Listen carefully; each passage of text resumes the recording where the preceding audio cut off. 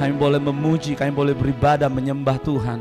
Terima kasih buat segala anugerah dan kebaikan-Mu dalam kehidupan kami Tuhan. Bahkan kami percaya Engkau melakukan lebih daripada apa yang kami doakan, lebih daripada apa yang kami pikirkan Tuhan. Terima kasih Bapa, terima kasih Tuhan Yesus. Kalau sebentar kami mau mendengarkan firman-Mu, urapi kami semua, anak-anak-Mu, bahkan urapi hamba-Mu, Pastor Irwan Alexander yang akan menyampaikan isi hati-Mu. Urapi secara khusus dengan pengurapan 2 kali lipat. Dan apa yang disampaikan oleh hamba-Mu, apa yang menjadi isi hati-Mu bagi setiap kami anak-anak-Mu yang ada di dalam rumah doa Immanuel ini. Terima kasih, berkati setiap peralatan yang kami gunakan, handphone, laptop, semua komputer yang kami gunakan dalam Zoom online ini. Tuhan memberkati, bahkan sinyal semua Tuhan berkati, semua berjalan dengan lancar dan berjalan dengan baik, sehingga kami fokus mendengarkan firman Tuhan di dalam nama Tuhan Yesus Kristus. Haleluya. Yang percaya sama-sama katakan amin. Boleh berikan tepuk tangan dulu Bapak Ibu Saudara. Saya persilakan Pastor Irwan.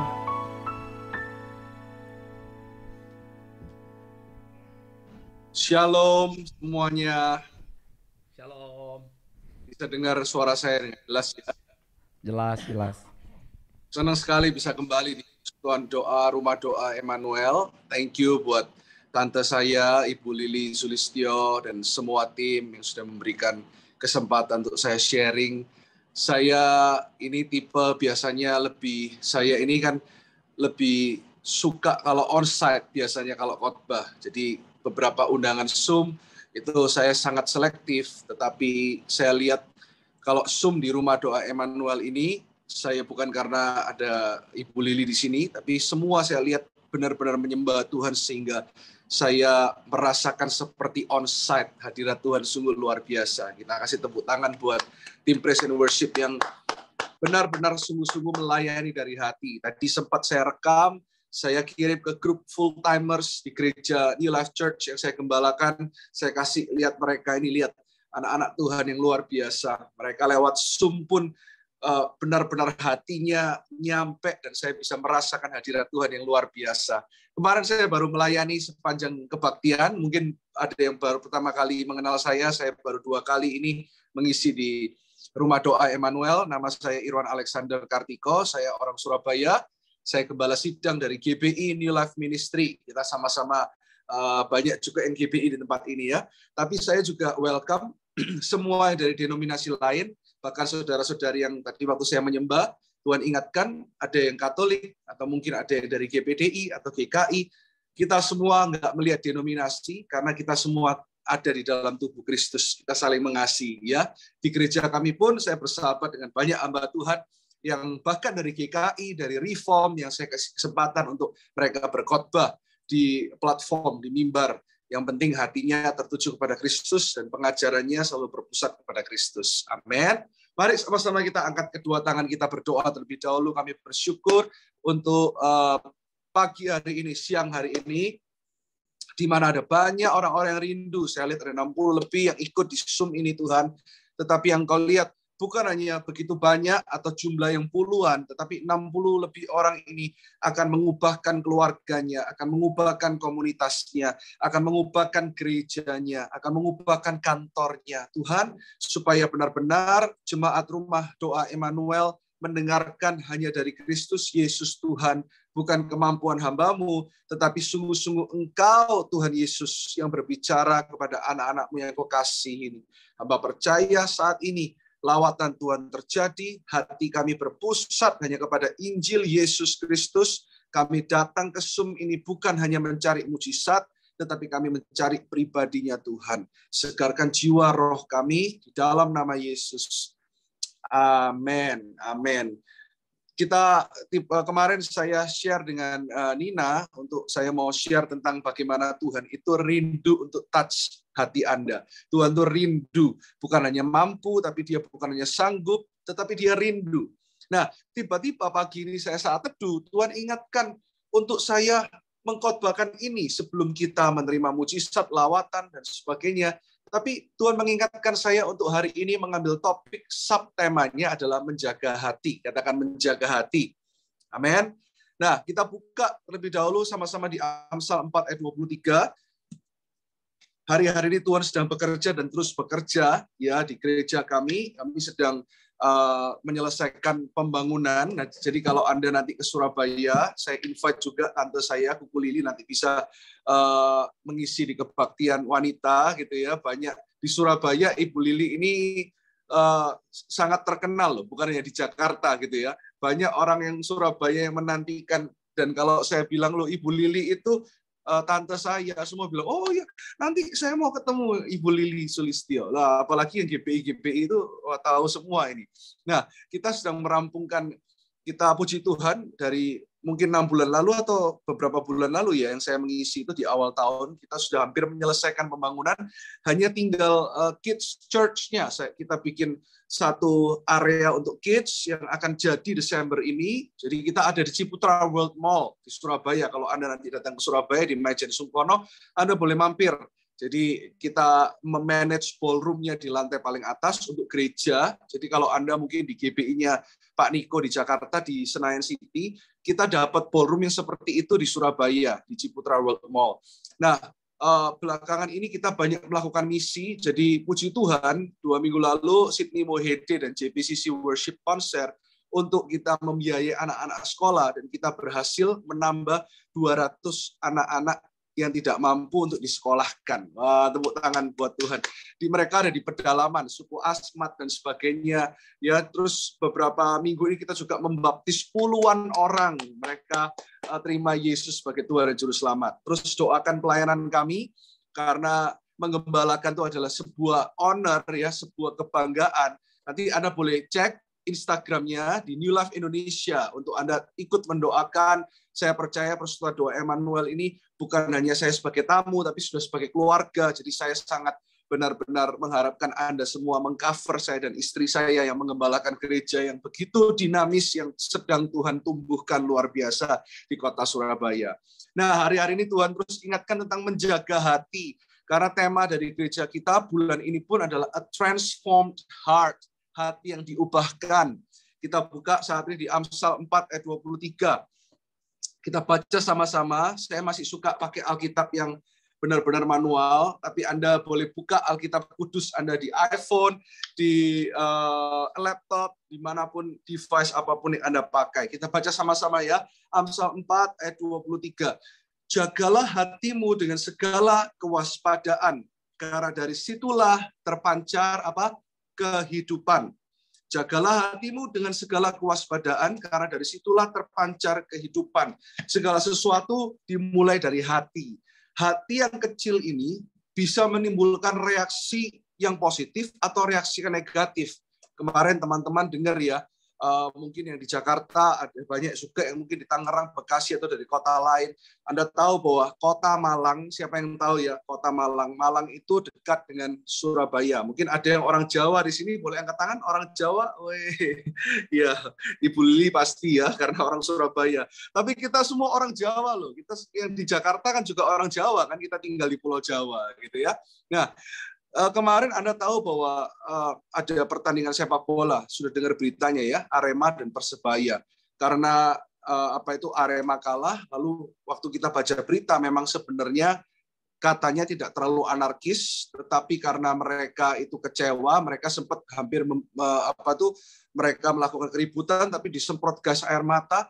Itu semua awalnya adalah reaksi dari hati, ya kan? Hati di mana nggak bisa terima kekalahan, lalu kecewa, lalu terjadi tragedi yang luar biasa. Kemarin kalau Anda tahu, itu tragedi nomor 2 terbesar sepanjang kejuaraan sepak bola dunia. Terakhir, kalau nggak salah tahun 64 di Argentina atau di mana saya lupa, ada 300 korban. Kemarin itu bukan tragedi sepak bola biasa, bukan 1-2 orang, 127 orang tewas, bahkan still counting. Tadi pagi saya baca beritanya katanya hampir 150. Wow, ini adalah reaksi hati. Sebegitu kecilnya hati bisa membuat sebuah reaksi dan dampak yang begitu negatif karena hati, respon hatinya nggak benar. Hari-hari ini saya berdoa supaya kita sebagai jemaat Tuhan, saya kasih 3 poin, kita boleh catat. Tadi Nina tanya, mau nggak ditayangkan PowerPoint-nya? Saya sebenarnya pengen tayangkan, tapi saya dapat dari Roh Kudus, lebih enak saya ngomong dari hati ke hati seperti ini, karena dengan PowerPoint, karena kita nggak ketemu secara langsung, kadang wajahnya nggak langsung bisa kelihatan seperti heart to heart kalau kita terpotong dengan PowerPoint. Karena saya percaya kita semua mencatat. Amin. Kita semua bisa mencatat sendiri, kita bisa buka Alkitab sendiri, saya bisa bicara lebih dari hati ke hati. Poin yang pertama yang Tuhan mau berikan tentang menjaga hati adalah, mari kita menjaga hati untuk tetap bersyukur. Katakan, untuk tetap bersyukur. 1 Tesalonika 5 ayat 16-8. Kita buka ya. 1 Tesalonika 5 ayat 16-8. Tuhan berkata seperti ini, bersukacitalah senantiasa, tetaplah berdoa, mengucap syukurlah dalam segala hal, sebab itulah yang dikehendaki Allah di dalam Kristus Yesus bagi kamu. Mengucap syukur di sini, bahasa Yunaninya adalah Eucharisteo. Katakan Eucharisteo. Eucharisteo ini adalah akar katanya adalah karis. Boleh sama-sama katakan dengan keras. Karis. Karis itu adalah kasih karunia. Orang yang mengucap syukur penuh dengan kasih karunia Tuhan. Semua bisa dengar jelas suara saya? Amin. Boleh lambaikan tangannya? Amin. Ketika kita hidup mengucap syukur, kita penuh kasih karunia Tuhan. Kita mengucap syukur dikatakan bukan hanya dalam keadaan yang baik. Alkitab berkata, mengucap syukurlah dalam segala keadaan, dan ketika dalam segala keadaan kita mengucap syukur, kita sedang melakukan kehendak Bapa di sorga. Anda bisa bayangkan, mengucap syukur itu ternyata simple, tapi melakukan kehendak Bapa di sorga. Kalau kita cuma bisa mengucap syukur ketika kita hari ini sakit, minta disembuhkan, lalu Tuhan langsung sembuhkan, kita bisa mengucap syukur. Orang dunia pun bisa melakukan itu. Orang dunia pun bisa melakukan yang namanya senang dan bersukacita ketika keadaan baik. Tetapi kekristenan berjanji Tuhan menyertai kita sekalipun keadaan tidak sesuai dengan kemauan kita. Atau ketika kita berdoa, kita selalu merasa gini, kalau kita berdoa tidak dijawab sesuai keinginan kita, kadang kita berkata, oh Tuhan tidak menjawab doa. Jujur ya, saya pun juga kadang seperti itu. Tetapi kita mesti tahu bahwa setiap doa itu didengar oleh Tuhan. Setiap doa dijawab. Tapi masalahnya enggak semua jawabannya sesuai dengan keinginan kita. Betul? Doa selalu dijawab. Yang pertama jawabannya iya. Yang kedua tidak. Dan yang ketiga belum.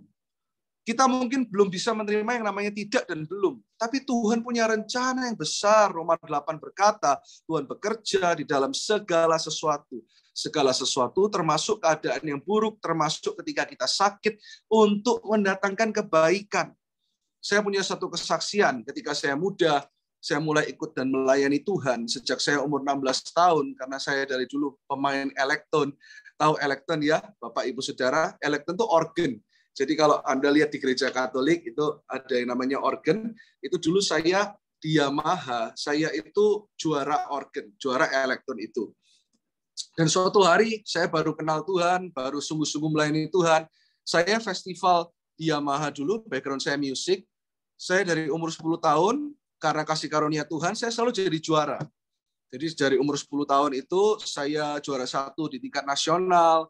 Umur 11 tahun, 12 tahun, saya mulai dikirim ke tingkat Asia, di Taiwan waktu itu. Saya juara lagi, jadi mulai umur 12, 13, 14, 15, saya selalu dikirim ke ajang internasional Yamaha Elektron Festival. Sampai waktu itu, waktu umur 15, saya mewakili Indonesia di Vietnam untuk mewakili menjadi duta musik Indonesia untuk UNICEF PBB. Jadi konser bersama dengan duta-duta besar, termasuk salah satu duta besar dari Indonesia, namanya Pak Anang Marauf waktu itu. Nah, saya merasa bahwa segala sesuatu waktu itu saya optimis, saya selalu plan untuk menang, saya latihan keras, sampai waktu umur 16, itu saya harus pindah ke Australia untuk saya sekolah di college, di music. Jadi umur 16 itu adalah kejuaraan terakhir saya di Indonesia sebelum saya meninggalkan Indonesia ke Australia. Jadi saya mikir, ini prestasi terakhir, saya di tingkat senior, saya harus menang. Jadi kalau kita badminton itu seakan-akan mau gantung raket, saya mau gantung elektron, mau gantung organ gitu ya, saya harus pindah ke luar negeri untuk sekolah. Nah, waktu umur 16 itu Indonesia menjadi tuan rumah untuk tingkat Asia di Jakarta, di Balai Sarbini. waktu itu saya belum kenal dengan Ibu Lili karena saya belum menikah dengan istri saya gitu ya. Yang keponakannya Ibu Lili kan awalnya adalah istri saya karena papa mertua saya itu sepupu dari Ibu Lili.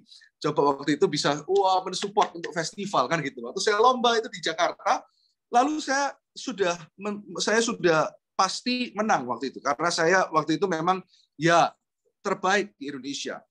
Tapi waktu Tuhan izinkan untuk saya lomba itu, saya mulai tidak bersyukur karena saya mulai tidak mengandalkan Tuhan. Saya mulai berpikir bahwa, saya bisa. Dengan kekuatan saya, dengan hikmat saya, karena saya latihan. Saya akhirnya main 2 lagu, Bapak Ibu Saudara.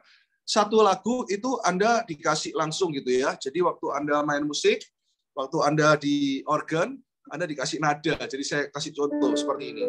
Jadi misalnya dikasih nada gini nih. Nah, dikasih nada seperti itu, Anda harus langsung bikin lagu. Harus langsung waktu itu main. Nah, itu setiap hari makanan saya. Saya main peraturannya 3 menit. Waktu saya main lagu itu, lampu ada lampu merah, hijau, dan kuning. Waktu lampu hijau, Anda boleh terus main. Lampu kuning, waktu udah mau berhenti. Lampu merah, Anda harus berhenti. Dan waktu lampu merah, saya masih lanjut lagunya. Setelah selesai, semua orang tepuk tangan. Wah, tapi saya lebih 3 menit 20 detik. Tapi saya tetap pede, nggak apa-apa, cuma lebih 20 detik. Yang penting kan juri seneng. Saya meremehkan waktu itu. Lalu yang kedua, saya harus main komposisi saya sendiri. Saya main lagu ciptaan saya, semua orang juga berdiri. Dari 5 juri, orang Jepang, salah satunya kalau Anda di dunia musik tahu wartawan namanya Pak Ben Sleo. Pak Ben Sleo sekarang udah dipanggil Tuhan. Tapi ini wartawan musik luar biasa di Indonesia. Semua menilai bagus, tetapi malam hari itu juri rapat lama. Setelah waktu mereka rapat, mereka membacakan hasil dari keputusan juri. Salah satu juri bilang seperti ini, salah satu dari peserta Anda tahu itu adalah peserta yang terbaik. Saya waktu itu tahu itu yang dimaksud saya. Tapi malam ini dengan sangat berat hati karena ada sedikit pelanggaran waktu satu dan lain hal. Peserta ini harus didiskualifikasi. Anda tahu malam hari itu, sekalipun saya yang terbaik, semua orang berdiri tepuk tangan karena saya lebih 20 detik. Saya dicoret dari perlombaan itu, saya tidak dinilai, saya dikeluarkan. Wah, waktu semua yang juara-juara mengalahkan saya, karena mereka selama bertahun-tahun tidak pernah mengalahkan saya main organ. Mereka senang, mereka sorak-sorak, mereka ya kalau orang Surabaya ngomongnya ngece-ngece, tahu ya, ngece-ngece. Kita belajar bahasa Jawa sedikit ya, ini bahasa Ibrani, ngece-ngece, tahu ya. Kapok, kalah, padahal itu prestasi terakhir saya, itu piala yang saya mau banggakan terakhir, supaya waktu saya sekolah ke luar negeri saya udah nggak ikut lomba-lomba lagi. Saya sempat kecewa, saya bilang, Tuhan, kok bisa? Saya udah cinta Tuhan, saya udah layani Tuhan, saya udah latihan. Tapi Tuhan bilang gini, nggak semua keinginan Tuhan itu keinginan kita sesuai dengan keinginan Tuhan. Betul? Nah, waktu itu saya udah dianggap diskualifikasi, tapi saya tetap latihan. Untuk beberapa bulan saya harus pindah dan sekolah. Tiba-tiba tahu nggak, Bapak Ibu Saudara? Di tahun itu ada ancaman bom di Jakarta. Yang waktu saya festival didiskualifikasi itu belum ada. Tingkat Asia yang harusnya di Jakarta, saya harusnya pengen karena saya mewakili Indonesia di tuan rumah saya sendiri. Itu baru pertama kali, biasa di Jepang, di Taiwan. Tingkat Asia dibatalkan karena isu bom tersebut. Jadi yang menang-menang tadi itu dibatalkan semua, tidak ada festival tingkat Asia, semuanya hanya lewat video, Bapak Ibu Saudara. Saya kaget loh, ternyata saya didiskualifikasi itu memang karena rencana Tuhan. Dan tahu nggak Bapak Ibu Saudara, dibukalah lagi bukan tingkat Asia, tingkat internasional langsung, dan semua harus mengirimkan audisi lewat kamera, lewat ini. Dan di tingkat internasional itu, saya kembali terpilih menjadi duta Indonesia. Untuk saya konser terakhir kalinya sebelum saya kuliah, itu di Tokyo, di Jepang. Waktu saya berpikir, saya tidak tahu ternyata rencana Tuhan itu begitu indah. Waktu saya didiskualifikasi, kalau saya menggerutu, kalau saya sikap hatinya nggak benar, mungkin belum tentu Tuhan buka jalan yang itu. Tetapi Tuhan sudah melihat ke depan dari kesaksian yang kita belajar satu hal. Saya bikin quote seperti ini, Anda bisa tulis. Tidak semua berkat itu baik, dan tidak semua ujian itu buruk. Sekali lagi saya ulangi ya. Tidak semua berkat itu baik, dan tidak semua ujian itu buruk. Percayalah bahwa ketika ada berkat tapi bukan dari Tuhan, itu nggak baik buat kita. Tapi waktu saya diuji hatinya, saya diizinkan untuk sama Tuhan di-keep, seakan-akan saya didiskualifikasi, saya sedih. Tapi Tuhan sudah melihat ada ancaman bom, festival Asia akan batal. Tuhan memberikan saya yang lebih baik lagi, yaitu di tingkat internasional. Anda tahu, hari ini mungkin Anda berdoa, kok Tuhan nggak jawab sesuai keinginan Anda. Kadang-kadang Anda berdoa untuk terobosan, kok nggak terjadi. Itu bukan nggak terjadi. Tuhan sedang memegang Anda untuk sesuatu yang lebih baik. Tuhan sedang mau merilis Anda untuk sesuatu yang lebih dahsyat. Mungkin di zaman COVID ini ada banyak yang datang kemarin-kemarin, apalagi 2 tahun kemarin, pastor kehilangan pekerjaan, pastor kok seperti ini. Bahkan saya pernah saksikan, 5 bulan sebelum COVID, Maret 2020 itu kan mulai yang namanya social distancing, mulai semuanya online, mulai work from home. 4 bulan sebelumnya, gereja kita yang waktu itu size-nya masih kecil, ya, kita sudah sign dengan mall yang kita harus renovasi itu, kira-kira habisnya puluhan miliar, Bapak Ibu Saudara. Wah, waktu itu kita excited, kita udah mikir, oh semua jemaat janji iman, Bapak Ibu Saudara. Oh, kita pun sebagai suami istri, kita juga masih bekerja, puji Tuhan, kita juga janji iman. Wah, kita semua tulis. Tapi setelah kita deal, sign, tiba-tiba COVID. Kita sempat berpikir, Tuhan, kok gini ya? Kita mulai khawatir. Kita mulai berpikir, waduh, hati kita mulai nggak mengucap syukur. Kok deal, tapi lalu COVID. Bahkan ada satu gereja yang cukup besar di Jakarta, di GBI juga, yang mau buka di mall yang sama. Kita di lantai 4, paling tinggi. Gereja tersebut di lantai 2. Gembala sidangnya, kalau saya sebut, Anda pasti kenal. Sudah survei dan sebagainya, lihat, tiba-tiba COVID, batal. Gereja-gereja yang mau masuk di sana batal. Kalau saya berdoa, saya bilang, saya seperti Salomo yang berdoa, Tuhan, saya masih relatif muda sebagai gembala sidang. Saya ngomong sama Tuhan gini, kalau Anda punya masalah apapun, datang kepada Tuhan dan berkata, Tuhan, aku ini bukan siapa-siapa. Salomo berkata, Tuhan, aku masih sangat muda, aku tidak berpengalaman. Tuhan, aku ini tidak mampu. Tapi engkau mengangkat ayahku, kata Salomo, Daud, dan mengokohkan tahtanya. Jika engkau memilih aku, Tuhan, itu doa saya buat rumah doa Emmanuel.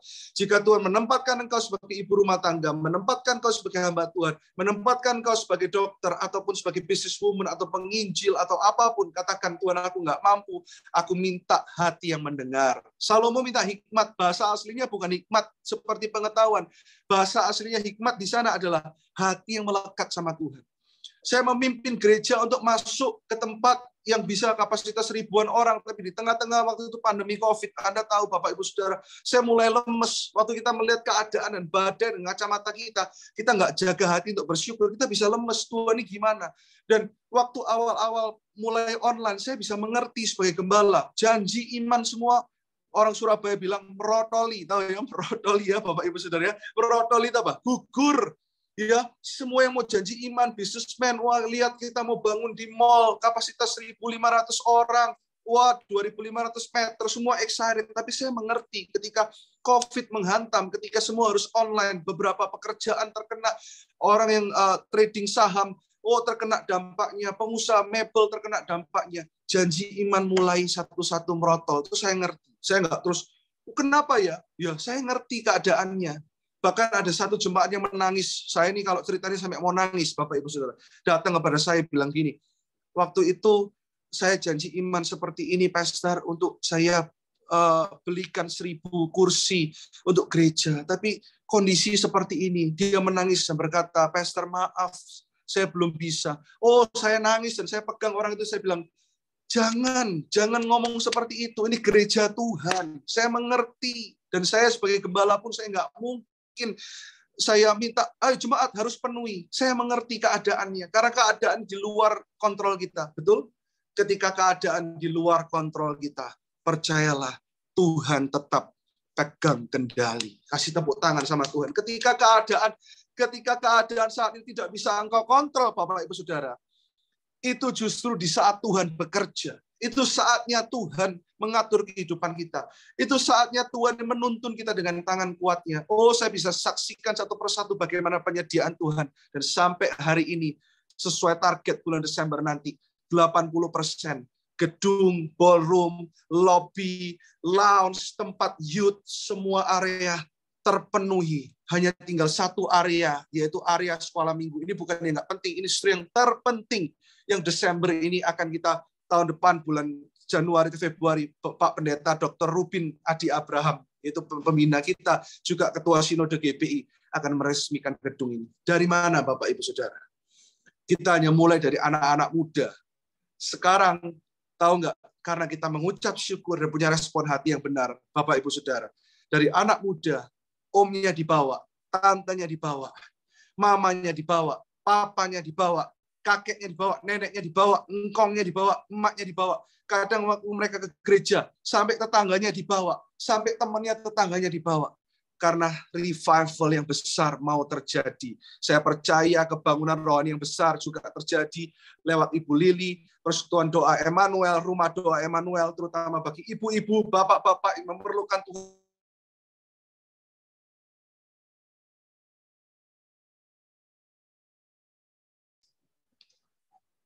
Amin, amin, amin. Dan yang kedua, poin yang kedua, mari kita menjaga hati untuk tetap mengarah kepada Kristus. Ya, menjaga hati untuk tetap mengarah kepada Kristus. Kadang kita maaf, kadang kita cuma mencari tangannya Tuhan. Kita mencari mujizatnya Tuhan. Kita mencari kesembuhan, tapi kita nggak mencari hatinya Tuhan. Jujur ya, banyak orang yang ke gereja supaya diberkati, melayani supaya diberkati. Tahu nggak, saya ajarkan kepada jemaat, kita memberi bukan supaya diberkati, tapi kita sudah diberkati, maka kita bisa memberi. Amin. Kita sudah diberkati, maka kita bisa melayani. Karena di atas kayu salib 2000 tahun yang lalu, Tuhan katakan sudah selesai. Saya tahu ada Bapak Ibu yang sudah berperang dengan sesuatu. Bahkan saat ini saya rasakan dalam hati saya, ada yang punya migrain. Migrain yang tidak kunjung stop, terutama 5 tahun ini. Taruh saat ini tangan di atas kepalamu. Aku berdoa saat ini untuk setiap migrain keluar di dalam nama Yesus. Oh, percayalah ketika hati kita mengarah kepada Kristus. Kita memang masih berperang di dunia ini, betul? Ada yang namanya peperangan rohani. Siapa yang setuju? Ada yang namanya peperangan rohani. Iblis nggak suka dengan kebangunan rohani. Iblis nggak suka ketika kita dekat sama Tuhan. Tapi saya mau kasih tahu Anda, semua yang sedang berperang, semua yang sedang dalam masalah, Anda bukan berperang untuk menang. Dengar baik. Anda bukan berperang untuk menang. Anda berperang karena Anda sudah menang. Amen. You don't fight for a victory, but you fight from a victory. 2000 tahun yang lalu Tuhan katakan sudah selesai. Itu berarti kita start sesuatu. Kita memulai sesuatu dari apa yang Tuhan sudah selesaikan. Itu yang namanya kekristenan. Tuhan katakan sudah selesai. Kita mesti benar-benar start dari apa yang Tuhan selesaikan. Saya kasih di poin yang kedua, contoh adalah Simon Petrus. Anda tahu kalau kita cuma cari mujizatnya Tuhan, cari tangannya Tuhan, belum tentu seluruh hidup kita berubah. Betul? Ada orang Kristen yang cuma cari mujizat, cari kesembuhan. Waktu nggak disembuhkan, kecewa sama Tuhan. Banyak ya, tahu ya cerita itu ya. Oh, kecewa sama Tuhan. Oh, dikit-dikit kecewa sama Tuhan. Kita lihat kebaikan Tuhan itu memang luar biasa. Bisa mengubahkan hidup seseorang. Tetapi belum tentu mengubahkan seluruh kehidupannya. Contohnya kita lihat di Lukas 5 ayat 5-8. Cerita tentang Simon Petrus. Saya bacakan Lukas 5 ayat 5-8. Penjala ikan menjadi penjala manusia. Dikatakan Simon menjawab, "Guru, telah sepanjang malam kami bekerja keras dan kami tidak menangkap apa-apa. Tetapi karena engkau menyuruhnya, aku akan menebarkan jala juga." Ayat 6. Dan setelah mereka melakukannya, mereka menangkap sejumlah besar ikan, sehingga jala mereka mulai koyak. Lalu mereka memberi isyarat kepada teman-temannya di perahu yang lain, supaya mereka datang membantunya. Dan mereka itu datang, lalu mereka bersama-sama mengisi kedua perahu itu dengan ikan, hingga hampir tenggelam. Dan dikatakan ketika Simon Petrus melihat hal itu, ia pun tersungkur di depan Yesus dan berkata, "Tuhan, pergilah daripadaku, karena aku ini seorang berdosa." Lihat. Bagaimana kebaikan Tuhan ketika Simon masih berdosa. Tuhan melakukan dengan tangannya mujizat yang luar biasa. Sehingga Simon pun tersungkur. Mujizat itu baik, saya tahu. Mujizat bisa membuat seseorang tersungkur. Saya tahu. Tapi belum tentu orang yang tersungkur benar-benar mengenal Kristus. Belum tentu waktu Simon waktu itu tersungkur, dia melihat karena memang mujizat terjadi luar biasa, tapi dia tidak benar-benar kenal Tuhan. Kenapa? Karena sebelum ayam berkokok 2 kali, dia sudah menyangkal 3 kali. Bukankah kita kadang seperti itu, jujur? Kita sebagai manusia kadang seperti itu. Kita selalu mencari tangan Tuhan, tapi kita nggak melihat hatinya. Tapi kenapa Simon Petrus berubah? Karena dia melihat Yesus benar-benar mati. Nah, inilah yang dikatakan oleh Paulus, Injil adalah kekuatan Allah. Apa itu Injil? Apa itu harta yang paling berharga? Mungkin saat ini engkau belum mendapatkan terobosan. Mungkin saat ini engkau berdoa untuk hutang, engkau coba melunasi hutangmu, belum juga selesai. Mungkin kesembuhan belum juga terjadi. Tapi saya mau katakan, ada harta yang paling berharga, yang lebih daripada kesembuhan, lebih daripada terobosan, lebih daripada mujizat-mujizat yang kau butuhkan saat ini, yaitu Kristus yang telah mati. Dia yang meninggalkan segalanya.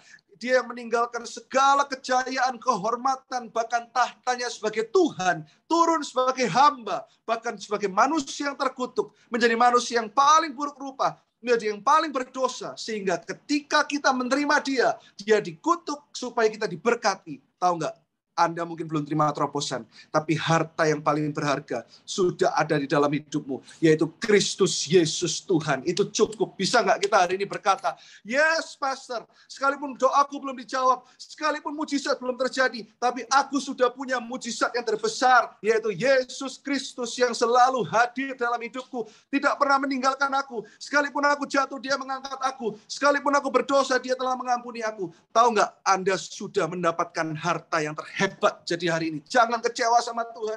Saya bikin quote seperti ini. Janganlah hanya mengejar perbuatan tangan Tuhan, tetapi kejarlah hatinya. Anda boleh tulis gini. Ini semua hikmat yang Tuhan kasih. Suatu hari saya pengen tulis buku khusus untuk quote-quote yang Tuhan kasih. Saya ulangi ya. Janganlah hanya mengejar perbuatan tangan Tuhan, tapi kejarlah hatinya. Lalu Tuhan juga ngomong hari ini kepada saya seperti ini. Janganlah berusaha mencari yang spektakuler. Kita boleh KKR, kita boleh konser pujian penyembahan, boleh. Itu semua meninggikan nama Tuhan. Tapi janganlah cari hanya itu. Janganlah berusaha mencari yang spektakuler. Karena yang terspektakuler sudah terjadi dalam kehidupanmu. Saya ulangi lagi. Janganlah mencari yang spektakuler. Karena yang terspektakuler. Apa itu yang terspektakuler? Kehadiran Tuhan Yesus sudah terjadi dalam kehidupanmu. Ayo mengarah kepada Yesus dan berkata hari ini, Yesus terlebih besar. Yesus terlebih besar di dalamku, di hidupku. Sembah dia, katakan, Yesus besar. Yesus lebih besar di dalamku selama-lamanya. Sembah dia, katakan, kau hadir yang terbesar. Yesus lebih besar. Semua rumah doa Emmanuel.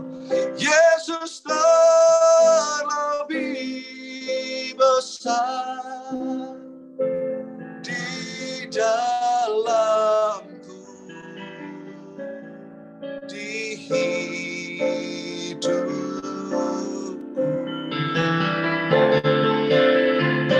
Yesus lebih besar. Yesus terlebih besar di dalamku selama-lamanya. Oh. Saat ini yang sakit, taruh tangan kanan di bagian yang sakit. Katakan, Tuhan, sekalipun aku belum sembuh, tapi aku sudah punya Yesus. Aku percaya Engkau masih menyembuhkan, Engkau masih menolong, Tangan-Mu bergerak Tuhan atas setiap rumah doa Emmanuel, jemaatnya saat ini dimanapun berada. Di dalam nama Yesus Kristus. Ada yang berdoa untuk mamanya yang terbaring sakit, kata Tuhan. Percaya dan tetap percaya kedaulatan Tuhan terjadi. Katakan seperti Sadrak, Mesak, Abednego, Tuhanku sanggup, aku tahu Allahku sanggup. Tapi sekalipun dia belum menyembuhkan aku tetap menyembah dia. Tuhan cari Kristen yang seperti itu. Tuhan cari orang-orang Kristen, anak-anak Tuhan yang berkata, oh Yesus, aku mau berserah. Serahkan segala sesuatunya. Ayo sama-sama katakan. Aku berserah. Apapun masalahmu katakan.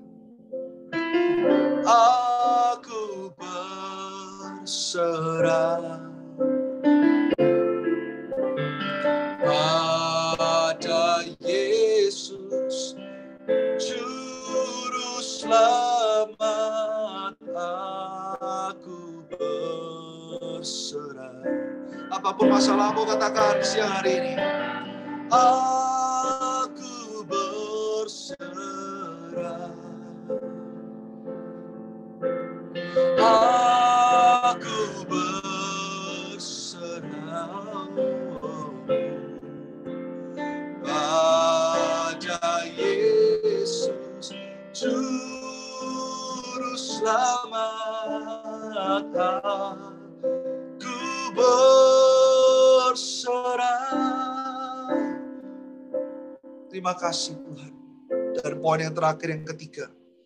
Menjaga hati untuk tetap percaya kepada kedaulatan Tuhan. Amin. Menjaga hati untuk tetap percaya kepada kedaulatan Tuhan. Kalau kita orang benar, firman Tuhan berkata, setiap langkahku, ku tahu ya Tuhan pimpin. Itu artinya Tuhan yang menentukan setiap langkah kita. Di tempat gigiku dihantarnya. Talapin ya. Hingga sekali nanti aku tiba di rumah Bapa surga yang bakal. Itu artinya jangan takut. Setiap langkah orang benar. Saya suka lagu ini. Tiap langkahku diatur oleh Tuhan. Berarti segala sesuatu percayalah ada kedaulatan Tuhan yang terjadi dalam hidup Bapak, Ibu, Saudara.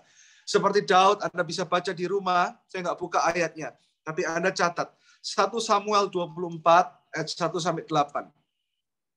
1 Samuel 24 ayat 1-8 menceritakan bagaimana ketika Daud masih lemah, tapi dia sudah diurapi jadi raja. Dia punya kesempatan untuk membunuh Saul.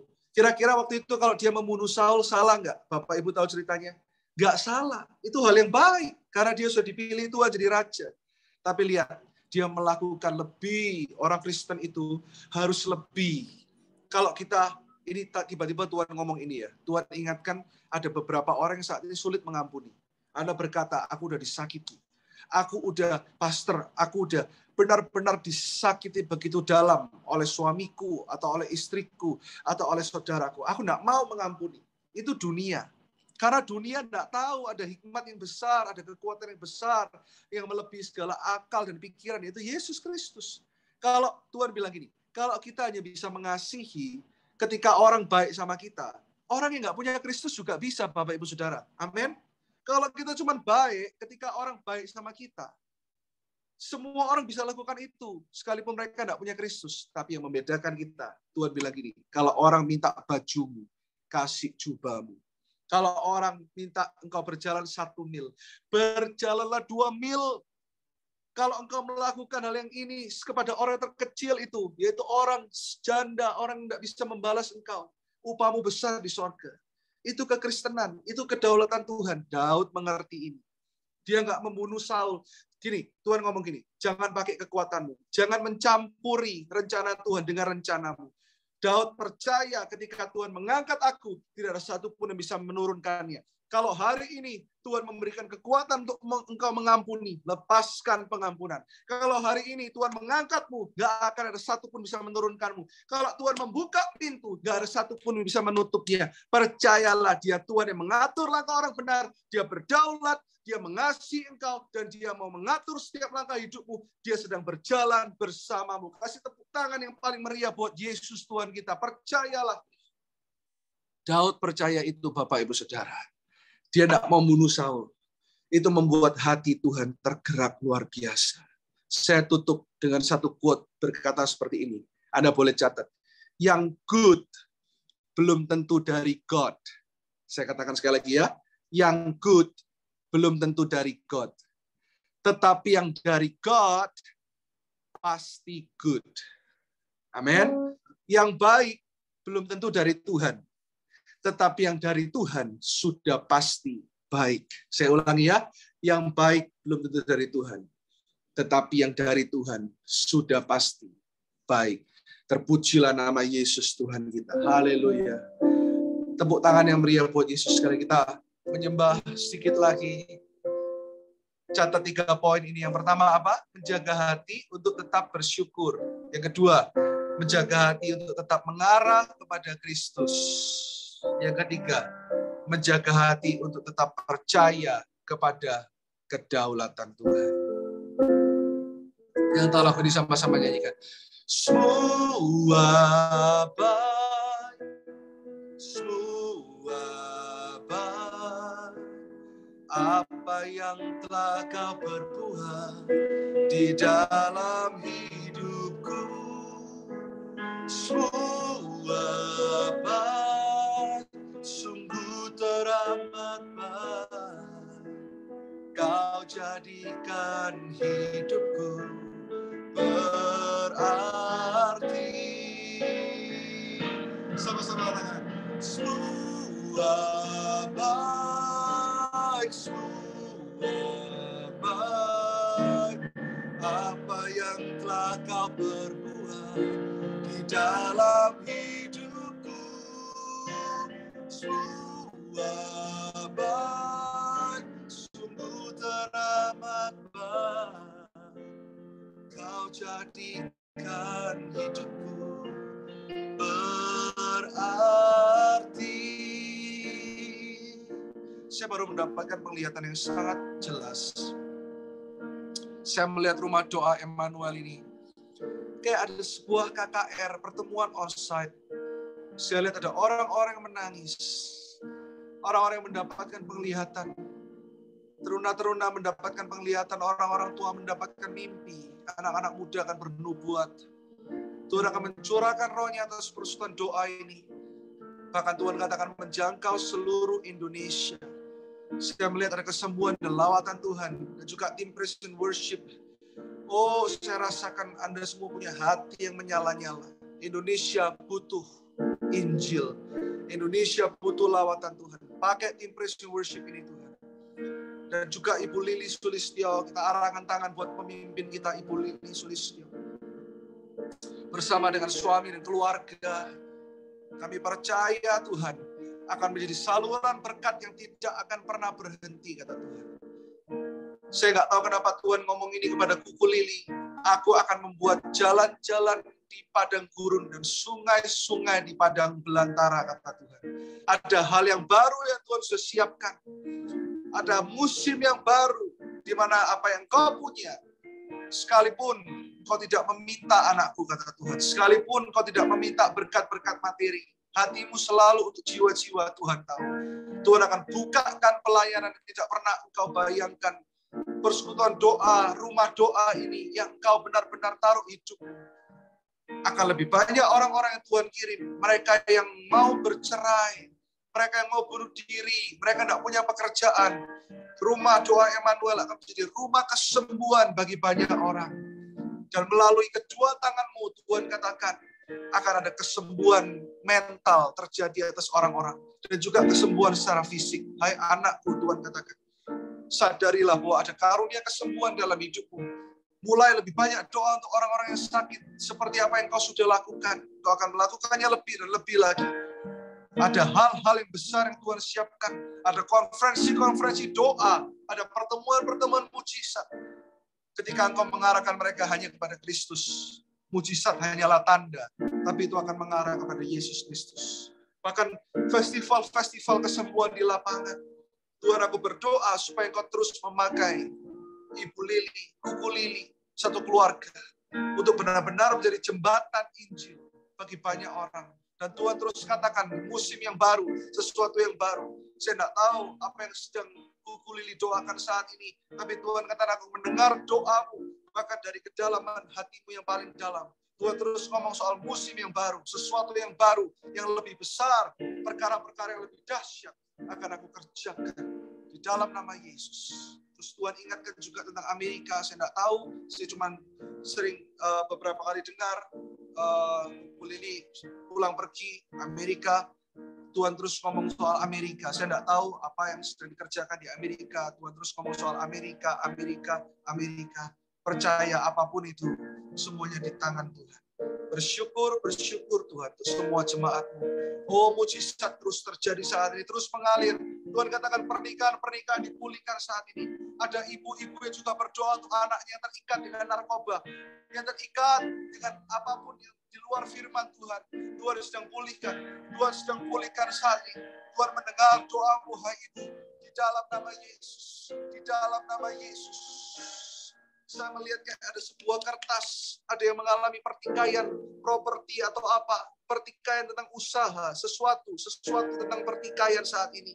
Tuhan pulihkan hubungan kerja ini Tuhan. Pulihkan hubungan keluarga. Pulihkan hubungan kongsian ini Tuhan. Tuhan pulihkan terjadi di dalam nama Yesus. Terima kasih buat kedaulatan-Mu. Kami percaya Engkau Tuhan yang sempurna. Kami enggak sempurna. Kami mau terus melekat kepada Tuhan. Aku berdoa untuk semua jemaat Rumah Doa Emmanuel hari ini. Mereka kembali kepada Kristus. Mereka enggak mencari tangan Tuhan. Tapi mereka mengejar hatinya Tuhan.